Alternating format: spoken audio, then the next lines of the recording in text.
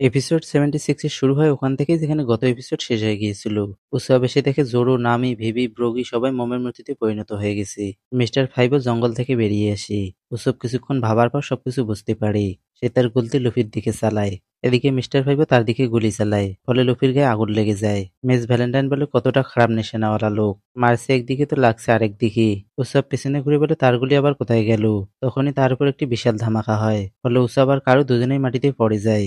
Mister five বলে এটা হচ্ছে আমার ইনভিসিবল বুলেট। গায়ে আগুন লাগার কারণে লুফির শার্ট পড়ে যায়, ফলে লুফি মিস গোল্ডেন উইকের ট্র্যাপ থেকে ছাড়া পেয়ে যায়। এরপর দেখানো হয় সানজিকে। সে শিপি বসে অপেক্ষা করতে থাকে। সানজি বলে তারা এখনো কেউ ফিরছি না কেন, নামিসান আর ভেবিসানের কিছু হয়নি তো। এরপরে সিনে সে সেবারটুর টাইগারের পিঠে বসে তাদেরকে খুঁজতে থাকে। তখনই সে সামনে মিস্টার থ্রি ট্রি হাউস দেখতে পায়। এদিকে মিস্টার ফাইভ বলে তুমি অনেক লেট করে ফেলেছো স্ট্র হ্যাট। এখন তারা সম্পূর্ণরূপে মূর্তিতে পরিণত হয়ে গেছে। মিস্টার থ্রিও তার একটি মোমের আর্মার পরে বেরিয়ে আসে। তার এই আর্মারটির নাম হচ্ছে wax wax champion. Mister five বলে এই আর্মার পরে সে একবার 42 মিলিয়ন বের বাউন্ডিওয়ালা লোককে হারিয়েছিল। এটাই হচ্ছে তার আলটিমেট ফর্ম। মিস্টার থ্রি বলে আমার উপর রং লাগিয়ে দাও। মিস গোল্ডেন ওয়েক আর্মারটি রং করে দেয়। এটা দেখে লুফি বলে অনেক কুল। মিস্টার থ্রি অ্যাটাক করে দেয়। লুফি ডস করে তার মাথায় কিক মারার চেষ্টা করে, কিন্তু মিস্টার থ্রি তার হাত শিল্ডের মতো ইউজ করে।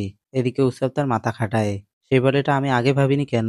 এরপর সে লুফিকে বলে আগুন ওই মোমগুলোকে গলাতে পারে। মোম যত শক্তই হোক না কেন তা আগুনে গলবেই। জোরোরা মূর্তিতে পরিণত হয়েছে 1 মিনিটও হয়নি, মানে তারা এখনো জীবিত আছে। এখন শুধু আমাদেরকে মোমগুলো গলাতে হবে। মিস্টার থ্রি বলে আমি এমনটা করতে দিলেই না, তারা 30 সেকেন্ডের মধ্যেই মারা যাবে। উৎসব তার গুলতি রেডি করে বলে 30 সেকেন্ডই যথেষ্ট আমার জন্য। কিন্তু মিস্টার ফাইভ আবারও গুলি চালায়, ফলে উৎসবের অবস্থা খারাপ হয়ে যায়। আজ 3বার তার শরীরে ধামাকা হয়েছে। লুফি ওইদিকে দেখতে থাকি। সুযোগ বুঝে মিস্টার থ্রি তাকে মাটিতে ঢুকিয়ে দেয়। উৎসব একটি রশি বের করে কারুকে বলে এই রশিটি নিয়ে ক্যান্ডেলের চারদিকে ঘুরতে থাকুক। তখনই মিস ভ্যালেন্টাইন সেখানে আসে আর বলে তোমরা কি বিষয়ে কথা বলছো। উৎসব বলে কারু দৌড়াও। কারু দৌড়ানো শুরু করে। মিস ভ্যালেন্টাইন উৎসবের উপর বসে বলে দেখি তুমি কত ওয়েট সহ্য করতে পারো। সে তার ওয়েট বাড়িয়ে 400 কেজি করে। উৎসবের অবস্থা খারাপ হতে থাকে। এদিকে কারু রশি নিয়ে চারদিকে দৌড়াতে থাকে। মিস্টার ফাইভ তাকে গুলি মারার চেষ্টা করে, কিন্তু কারু অনেক ফাস্ট হওয়ার কারণে সে নিশানা লাগাতে পারে না। অপরদিকে লুফি মিস্টার থ্রির চুল ধরে টানতে টানতে বলে যদি আগুন তাদেরকে বাঁচাতেই পারে তাহলে আমি এই আগুনই ব্যবহার করব। সব বলে এতটুকু আগুনে কিছু হবে না। কারু যে রশিটি পেঁচিয়েছে ওটাতে আগুন লাগাও, কারণ আমি ওটা তেলে ভিজিয়েছি। উসব রশির উপর প্রথম থেকেই তেল ঢালছিল, আর মিস ভ্যালেন্টাইন সেটা নোটিস পর্যন্ত করেনি। লুফি রশিতে আগুন লাগায়, ফলে একটি বড় ধামাকা হয়। গরমের কারণে মিস্টার থ্রি আর্মারও গলে যায়। সে আর্মার থেকে বের হয়ে পালাতে থাকে। মিস গোল্ডেন উইকও পালিয়ে যায়। লুফিও মিস্টার থ্রিকে ধরার জন্য দৌড় মারে। এদিকে মিস ভ্যালেন্টাইন উসবকে মারতে থাকে, কারণ উসবের কারণেই তাদের প্ল্যান মাটি হয়ে যায়। সে উপরে উঠে বলে আমি তোমাকে ভর্তা বানিয়ে দিব। সে তার ওয়েট 10,000 কেজি করে নিচে আসতে থাকে, কিন্তু তার আগে নামি আর ভেবে আগুন থেকে বেরিয়ে এসে তাকে দূরে পাঠিয়ে দেয়। নামি বলে তুমি কি অন্য উপায়ে আমাদেরকে বাঁচাতে পারতে না। উৎসব বলে বাঁচিয়েছি এটাই ভাগ্য, আবার লেকচার দিচ্ছ। মিস্টার ফাইভ তার গুলি উৎসবের দিকে তাক করে বলে তোমার খেলা এখানেই শেষ। কিন্তু উৎসব তার আগে এক্সপ্লোডিং স্টার চালিয়ে দেয়। মিস্টার ফাইভ তার এটা খেয়ে বলে আমি আগেই বলেছি তোমার সব ছোট মোটো ধামাকা আমার উপর কাজ করবে না। কিন্তু তার অবস্থা খারাপ হতে থাকে।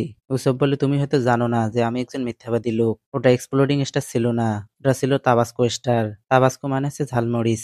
আর এই অ্যাটাকটির উপর উৎসব অনেকদিন থেকেই কাজ করছিল। ঝালের কারণে মিস্টার ফাইভের মুখ থেকে আগুন বেরিয়ে আসে। এটা দেখে উৎসব জোরে জোরে হাসতে থাকে।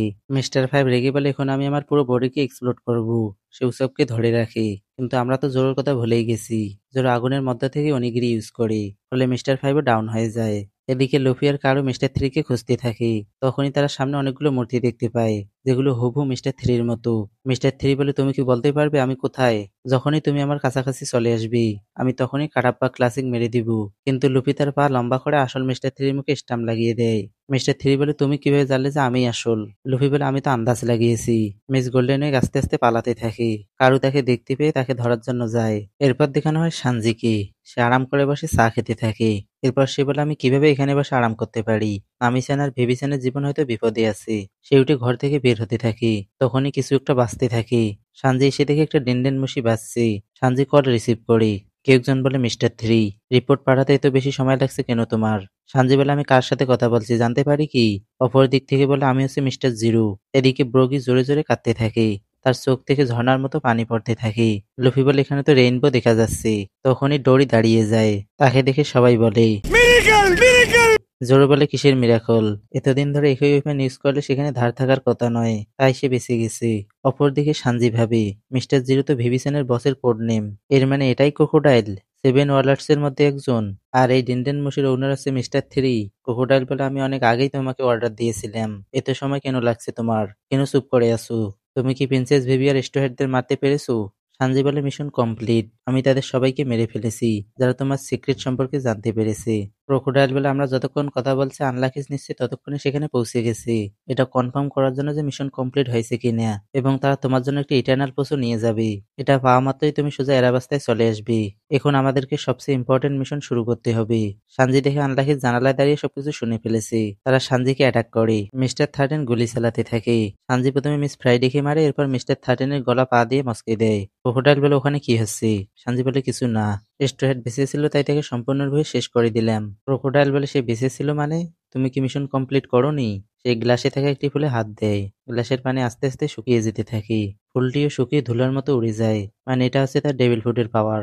ক্রোকোডাইল বলে যা হওয়ার হয়ে গেছে, এখন সোজা এরাবাস্তায় চলে আসো। আমরা ক্রোকোডাইলের পাশে একটি বিশাল ক্রোকোডাইলকে দেখতে পাই। হয়ে গেছে না কনফিউজ? তাই এখন থেকে কনফিউশন এড়ানোর জন্য আসল ক্রোকোডাইল মানে এটাকে কুমির বলবো। এরপর সে ডেনডেন মুশি রেখে দেয়। সে মিস অলসান রেখে বলে মিস্টার টুকে পাঠাও লিটল গার্ডেনে। সানজি কথা শেষ করে চলে যেতে থাকে। তখনই সানজি দেখে একটি ইটার্নাল পোস্ট পড়ে আছে, সেখানে লেখা আছে এরাবাস্তা। এরপর দেখানো হয় লুফিদের। ব্রগি ডরিকে চেপে ধরে বলে আমি তো ভেবেছি তুমি মরেই গেছো। ডরি বলে আস্তে চাপো, ব্যথা হচ্ছে। ডরি তার বুকে পাঁচ মারে। ব্রগিও তার মুখে পাঁচ মারে। তারা আবারও লড়াই করার জন্য দাঁড়িয়ে যায়। লুফি বলে অনেক কুল, আরো লড়াই করো। নামি বলে আরো কেন লড়াই করছো তোমরা? ভি বলে আমার কারণে তোমাদের এত কিছু সামলাতে হচ্ছে। নামি তার গার্লফ্রেন্ডে বলে কোনো ব্যাপার না। লুফি উৎসব আর কারু বসে বিস্কুট খেতে থাকি। নামি বলে তোমরা আবার এগুলো কোথায় পেয়েছো? উৎসব একটি পরে থাকা বিস্কুট উঠিয়ে বলে কেন নষ্ট করছো? সে সেটা খেয়ে ফেলে। লুফি বলে ওটা আমার ছিল। তারা এটা নিয়ে মারামারি শুরু করে। নামির পেটে একটা লাল দাগ দেখা যায়। এটা মনে রেখো, কারণ পরের আর এটার কারণেই শুরু হবে। নামি সেখানে চুলকাতে থাকে। জোর বলে ওখানে আবার কি হয়েছে? নামি বলে হয়তো কোনো পোকা টোকা কামড় দিয়েছিল। জোর বলে এখন কি আমাদেরকে 1 বছর এখানে অপেক্ষা করতে হবে? রোগী বলে যেহেতু তোমরা আমাদেরকে সাহায্য করেছো, তাই আমরা তোমাদের জন্য যে কোনো কিছু করতে পারি। লুফি বলে তাহলে আমাদের লকপোস্টটি ঠিক করে দাও। ডোরি বলে ওটা বাদে আমরা যে কোনো কিছু করতে পারবো। তখনই সেখানে সানজি আসে।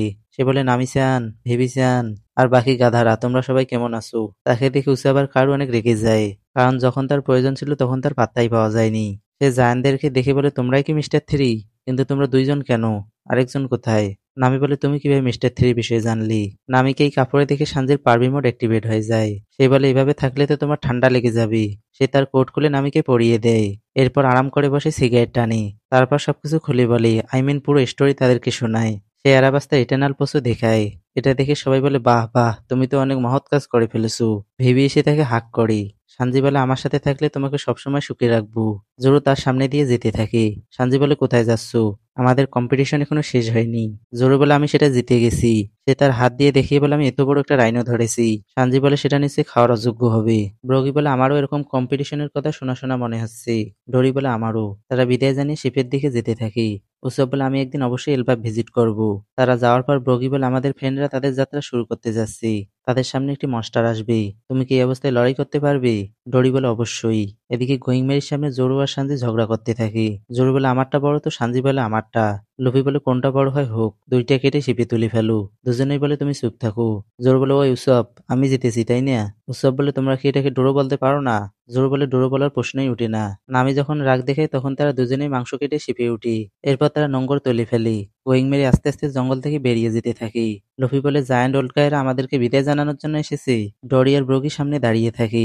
ব্রগি বলে সামনে যাই ঘটুক না কেন সোজা চলতে থাকবি। তোমরা আমাদেরকে সাহায্য করেছো, আর আমরা কি তোমাদের জন্য এতটুকু করতে পারবো না? সামনে যেটাই আসুক না কেন আমাদের উপর বিশ্বাস রেখে সোজা চলতে থাকবি। লুফি বলে ঠিক আছে। কিছু দূর যাওয়ার পর তাদের সামনে একটি বিশাল গোল্ডফিশ উঠে আসে পানি থেকে।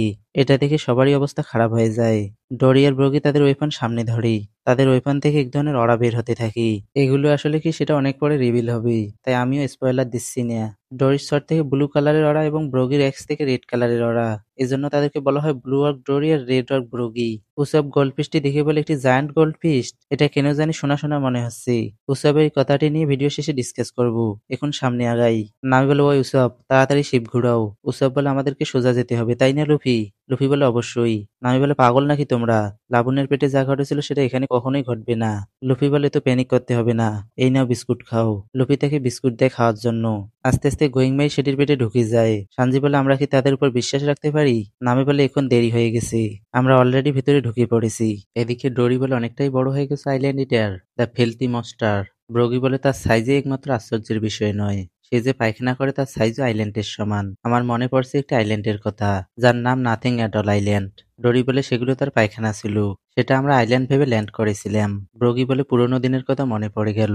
এখানে গোল্ডফিশটির সাইজ একবার দেখো, তার সামনে ডোরি আর ব্রগির সাইজও পিঁপড়ার মতো মনে হচ্ছে। গোল্ডফিশটি পুরো গোয়িং মেরিকেই গিলে ফেলে। ডোরি বলে একমাত্র জিনিস যেটা আমরা পেনিট্রেট করতে পারি না, সেটা হচ্ছে রক্তমাখা সাপ। ব্রগি বলে এখন অবজার্ভ করো এলবাফের সবচেয়ে শক্তিশালী স্পিয়ার। তারা দুজন একসাথে অ্যাটাক করে। তাদের এটা এতটাই পাওয়ারফুল যে মাস্টার একদিকে ঢুকে অপর দিকে বেরিয়ে আসে। গোয়িং মেরিজ চারদিকে অনেক বেশি পরিমাণ ফোর্স পাস হয়ে যায়। মানে গোয়িং মেরিজ যদি সোজা না যেত তাহলে পুরো টুকরো টুকরো হয়ে যেত। তাদের অ্যাটাকের কারণে মাছটির পেটে একটি বড় গর্ত তো হয়ই, সাথে দূর দূর পর্যন্ত সমুদ্রের পানি দুই ভাগ হয়ে যায়। এই অ্যাটাকটির নাম হচ্ছে হাকোকু সোভারেন্টি। গোয়িং মেরি মাছ থেকে বের হয়ে সমুদ্রে ল্যান্ড করে। লুফি বলে সোজা চলতে থাকো। উসব বলে তাহলে এটাই হচ্ছে এলবাফের যোদ্ধাদের পাওয়ার, যার কারণে সমুদ্রেও ফাটল ধরে। এত পাওয়ারফুল অ্যাটাকের কারণে ডোরি আর ব্রগির ওয়েপন ভেঙে যায়। এরপর ন্যারেটর আমাদেরকে ডোরি আর ব্রগির স্টোরি শোনায়, কিন্তু তার আগে আমি উসবের কথা নিয়ে ডিসকাস করব। লাবণের মতো আমরা জায়ান্ট এবং বিশাল গোল্ডফিশটির স্টোরি উসবের মুখে শুনেছিলাম, সেটা ছিল এপিসোড 9-এ। উসব মিসকাইকে দুইটা গল্প শুনিয়েছিল। একটা ছিল গোল্ডফিশের, যেখানে সে পায়খানার আইল্যান্ডে হেঁটেছিল, আর অপরটা ছিল বিশাল আকৃতির পাইরেটের, যার সাইজ মাউন্টেনের সমান ছিল। মানে উসবের আরো দুটি মিথ্যা গল্প সত্যি হয়ে গেল। এখন ডোরি আর ব্রগির স্টোরি কন্টিনিউ করি। অনেক আগে একদল পাইরেট সমুদ্রে ঘুরে বেড়াতো, নাম ছিল জায়ান্ট ওয়ারিয়র পাইরেটস। তাদের দুইজন ক্যাপ্টেন ছিল, ব্লু ওয়ার্ক ডোরি আর রেড ওয়ার্ক ব্রগি। তারা খুবই শক্তিশালী ছিল, তাই সাধারণ মানুষ তাদের সামনে দাঁড়ানোর সাহস পেত না। এরপর 100 বছর আগের সিন দেখানো হয়। জায়ান্ট পাইরেটরা পার্টি করতে থাকি আর নিজেদের মধ্যে বলাবলি করতে থাকি। একটি পাইরেট বলে, তুমি কি দেখেছো আজকে আমাদের বসরা কি ধরেছে? অপর জায়ান্টটি বলে, হুম দেখেছি, ওটা দেখে তো আমার মাথায় কাজ করছিল না। এত বড় সিকিং আমি জন্মেও দেখিনি। আমরা এলবাফের জায়ান্ট হওয়ার পরও এত বড় সিকিং শুধু আমাদের বসরাই ধরতে পারে। এখানে নোটিস করার বিষয় হচ্ছে তারা স্পেসিফিক ভাবে নিজেদেরকে এলবাফের জায়ান্ট বলছে। এর মানে কি অন্য কোনো জায়গায় জায়ান্ট থাকতে পারে? এরপর দেখানো হয় ইয়ং ডোরি আর ব্রগিকে। ব্রগি বলে, এগুলো তো সত্যিই অনেক বড়। ডোরি বলে, এখন পর্যন্ত ধরা সবচেয়ে বড় এগুলোই। একটি ছোট মেয়ে বলে, কিন্তু এদের মধ্যে কোনটা বড়? এই মেয়েটি হচ্ছে একটি মানুষের বাচ্চা।